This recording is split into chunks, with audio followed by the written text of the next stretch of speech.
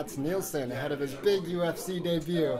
We've had a tradition of asking all the Swedish fighters just how they heard that they actually got into the UFC. Can you take us to that moment when I assume it's your manager here called you and let you know?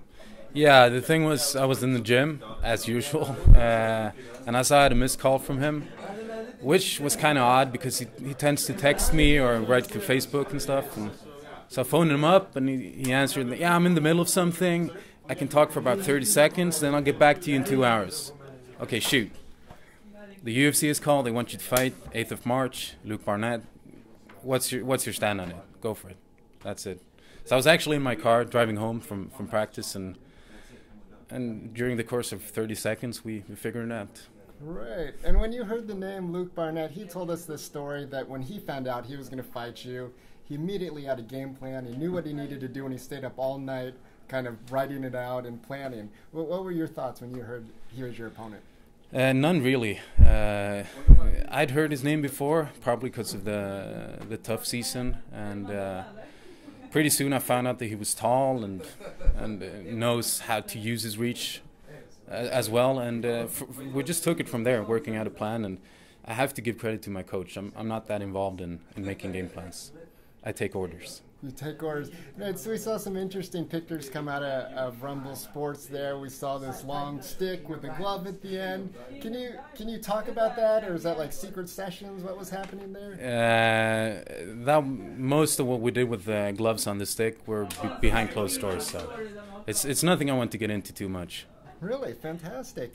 Is interesting. I think one thing that Luke, who we talked to yesterday, was talking about is he was kind of trying to do some mental warfare on you. And he brought in Dolce, he met with Tor, and Tor Terang, a previous opponent. And it seemed like he was in there doing these things just to let you know that he was doing them. What are your thoughts when you hear kind of this mental game and trying to get you even before the fight starts? I don't think too much of it. I mean, of course, it's advantageous for him to train with Teo.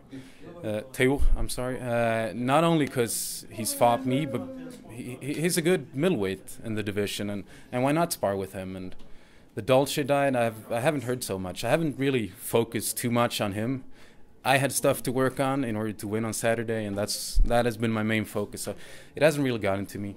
Great. And the stuff that you are working on, is this more specific to Luke as a fighter, or are there just things that you know in your game that you want to develop since your last victory? Obviously, I'd say it's a 50-50. From each fight, you when you go through it, you see that I shouldn't have done this, I shouldn't have done that, and you try to kind of just fill those holes. And then obviously we've worked specifically for Luke as well. Yeah, and you're getting into this UFC bout with a bit more experience. You're not one of these 23-year-olds coming out after a few fights. You've been around. You have some titles in grappling. You're a family man. How does it feel coming into it in this point of your life? Are you really enjoying this, or how does it all feel? Oh, yeah, it's awesome. And, I mean, I'm always honest with myself, and being 30 years old, this is it. I mean, it's in a sense, it's now or never. In no way am I desperate, but this is it.